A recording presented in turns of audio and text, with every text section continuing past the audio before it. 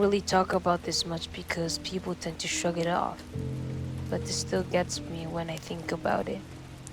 A few years ago, I rented an apartment above a detached garage on the edge of a small town in Oregon. The owner lived in the main house on the property.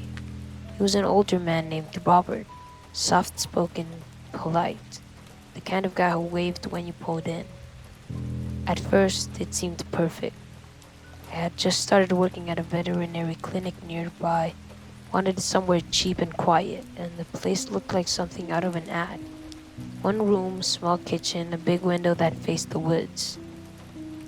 Robert had told me that he'd built the apartment for his daughter, who'd moved away, but he said he didn't rent it often because he liked knowing who was up there.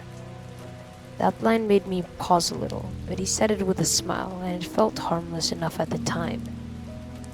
The first few weeks were fine. We barely talked. He'd sometimes leave my mail by the steps or wave when he saw me heading to work. Then little things started happening that I brushed off as my own forgetfulness. A mug that I knew I left in the sink would be on the counter. My bathroom light would be on when I got home.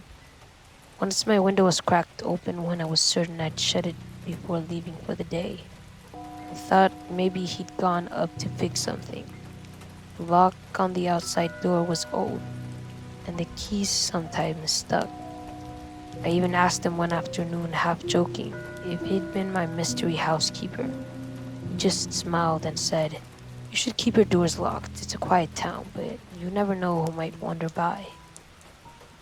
That answer didn't make sense because the apartment door was always locked. A few weeks later, I woke up in the middle of the night to footsteps on the stairs. They were slow and deliberate. 2 steps, pause, and another 2 steps. I sat up, staring at the door. The steps stopped right outside. After a minute, I heard the sound of something metal touching the doorknob, like a key scraping. Then silence. I didn't move until sunrise, and when I finally opened the door, nothing was there except a single muddy footprint on the bottom step. I called Robert that morning. He answered right away, sounding concerned. He said he hadn't been outside at all, that maybe a raccoon had gotten into the trash, but there was something about his tone, too calm and too certain. I started locking the inside latch every night and wedging a chair under the knob. I even bought a cheap camera from Walmart and aimed it at the door. A few nights later, the camera caught something. I'd been asleep maybe 2 hours when the sound woke me up again. Footsteps, then the faintest click of a metal against the lock. In the morning, I checked the footage. The image was grainy, but you could clearly see the door handle move. Then a shadow filled the bottom of the frame. Someone standing just outside the door, holding something small and metallic. He never knocked. They just stood there for almost a full minute before turning away. I took the camera straight to Robert. He barely looked at it. He just said, "That's strange," and handed it back. Then he added, "You should probably find another place if you're not comfortable here." It wasn't angry. It was final. Found a new place that week and told him I'd be out by Friday. Didn't argue. When I went to pack the last of my things, I noticed something I hadn't before. The small closet in the corner had a vent near the floor. One I'd assumed was sealed. When I looked closer, I realized it wasn't a vent at all. It was a small panel that opened into the wall. Behind it, there was a short, narrow crawl space running along the back of the apartment, just wide enough for someone to squeeze through. The panel had smudges on the inside, like fingerprints. I didn't check where it led, just closed it, grabbed my bags, and left. A few months later, a friend from town texted me a news link. Robert's house had been sold. The article mentioned that the previous owner had passed away unexpectedly. No foul play expected. I never went back to see the place, but sometimes I think about those nights. I heard the footsteps and wonder whether he was testing the lock, or whether he'd already found another way in and just enjoyed watching me sleep without ever being caught.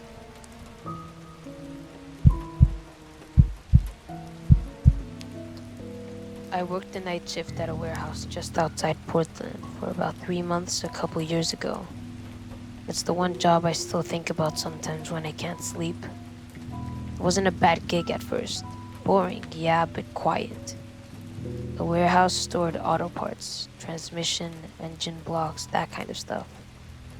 My shift was midnight to 8, completely alone except for another guard who stayed at the front gate in a separate booth.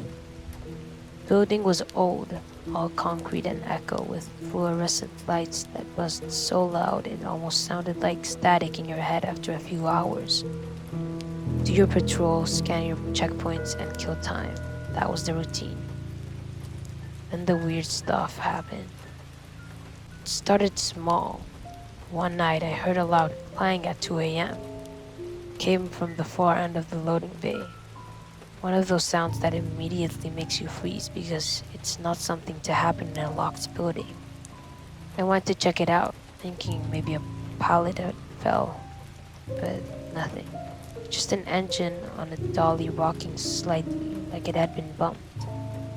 I told myself it was the building settling, or maybe a rat. That's what you tell yourself, because the alternative that someone's in there doesn't sit right when you're by yourself in the middle of the night.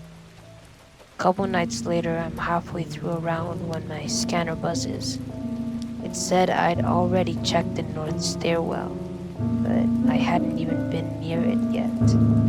I radioed the other guard, Dave, and got nothing but static. That's when the hair on my neck stood up. I went toward the stairwell anyway, because you have to. The door was closed, but there was a faint draft coming from underneath. When I pushed it open, I swear I heard footsteps going up, slow and heavy. I shined my flashlight up the stairs and caught a glimpse of a boot disappearing around the corner into the second floor. I shouted, "Hey, you're not supposed to be here," but I got no response. By the time I got upstairs, whoever it was gone. The only thing I found was a half-open loading door at the end of the hall. The weird part, the latch was on the inside. I reported it the next morning, and my supervisor didn't even look up from his coffee. He just said, "We get squatters sometimes. Just keep your radio on and your baton close." Cool, super comforting. The next week, the power went out in the middle of the night. Not a flicker, just gone. 1 second the lights are humming, and the next I'm standing in absolute black. Then the red emergency lights came on, making everything look like a crime scene. Called out on the radio again, but nothing. Then I heard it, footsteps upstairs. Not pacing, not running, just slow, steady steps, one at a time. I froze, trying to convince myself it was the pipes cooling down or something dumb like that. But then I heard a metallic scrape. It sounded like a crowbar dragging across concrete. That's when I decided to lock myself in the office.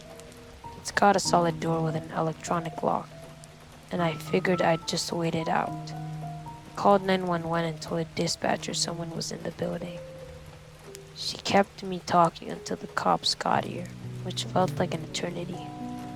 When they finally showed up, they found footprints in the dust upstairs near one of the storage units. There was a small access panel behind it that led to the walls. Inside that space, they found a sleeping bag, a lantern, a bunch of food wrappers, a few tools, screwdrivers, wire cutters, and a really big knife.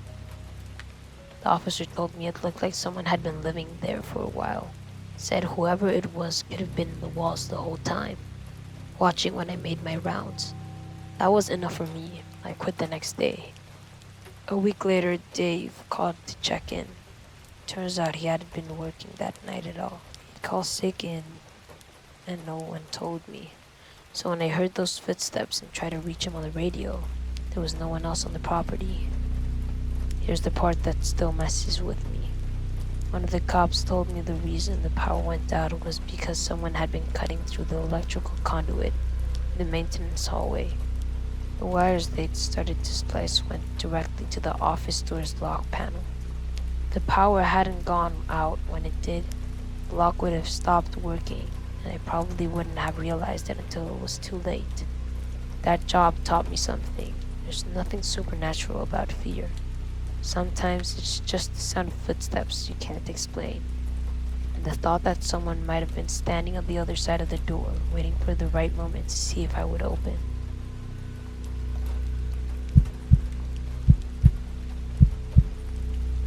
I used to drive for a rideshare company a couple years ago when I was in school. Mostly did late night shifts because the pay was better and the city was quieter after midnight. I really liked those drives. No traffic, no chatty drunks, just music and empty roads. Until one night I picked up a fear that still makes me feel sick when I think about it. It was a Friday night, sometime around 1:30 a.m. I got a request from a pickup spot way out on the edge of town, near a bunch of old warehouses that had mostly shut down years ago. Normally I'd ignore rides that were far out, but this search pay was good. I was trying to make rent. When I pulled up, the pin dropped near this big empty lot. No streetlights, just my headlights sweeping across weeds and broken asphalt. First I didn't see anyone. Then, in the shadows near a fence, this guy walks out. He looked normal enough, mid-30s, dark jacket, jeans. Something about how he walked felt deliberate. He wasn't in any hurry, even though it was freezing out. He opened the back door and just sat down without saying a word. Didn't even look at me. I asked, "Hey, are you John?" The name on the app. He paused for a long second and said, "Yeah, that's me." Didn't sound right. I don't know how to explain it. The tone wasn't nervous, just flat. The destination was about 20 minutes away, a neighborhood I didn't recognize. I started driving, but for the first 5 minutes, it was dead silent except for the GPS voice. Then he leaned forward a bit and said, "You drive this route a lot?" I replied, "Yeah, sometimes. Try to keep it casual." He asked, "You ever pick anyone out here before?" I told him, "No, not really." He chuckled, just a single dry laugh, and said, "Not many people come out here twice." That made my stomach knot up. I glanced at him in the rearview mirror, and for a second, I caught his reflection looking right at me. Not at my reflection, but at me through it, like he knew I'd look. He smiled just barely and then looked away. We drove for another few minutes before I noticed something weird on the map. The route line had shifted, and instead of going to where the neighborhood listed in the request, it had rerouted to somewhere completely different. Even farther out, near a stretch of forest by the highway. I asked, "Hey, did your address change?" The map saying something different. He didn't answer right away. Then he leaned forward again and said, "Just keep going, I'll tell you where to turn." That was when my pulse started to climb. I reached for my phone, pretending to check something, and discreetly hit the shared trip status feature to send my location to my roommate. Then I tapped the small record audio toggle in the rideshare app.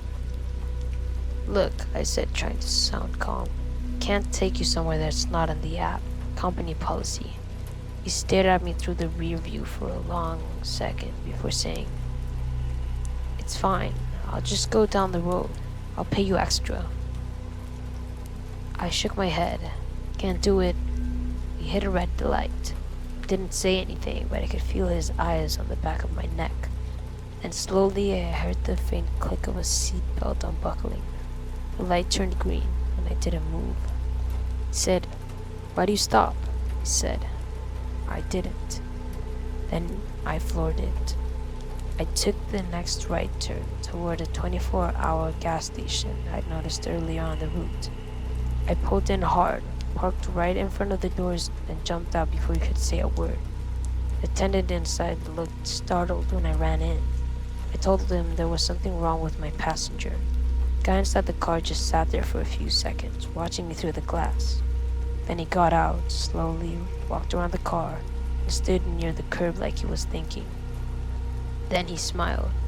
Not a friendly smile, just a weird empty one, before walking off into the dark toward the road. The cop showed up about 15 minutes later, took my statement, pulled up the ride logs, and here's the part that still messes with me. The account that booked the ride had been flagged earlier that night for using stolen payment info. They said they'd been trying to deactivate it, but it slipped through before the report went through. Whoever I picked up wasn't John. They never found out who it was. Later, when I checked the recording on the app, I heard something I didn't notice before. Just before I sped off, when the light turned green, there was this quiet sound. Fabric sliding against fabric, like someone shifting something heavy in their jacket pocket. Then a faint metallic tap. If that light hadn't turned red when it did, if I hadn't stopped for those extra seconds, I honestly think something worse might have happened. I stopped driving nights after that. Now anytime I see someone standing alone under a streetlight waiting for a ride, I wonder if they're just a normal passenger, or if they're waiting for someone who won't notice that something about them doesn't fit until the doors are already locked. If you like this video, make sure to leave a like and comment one of your stories down below. But until next time, see you.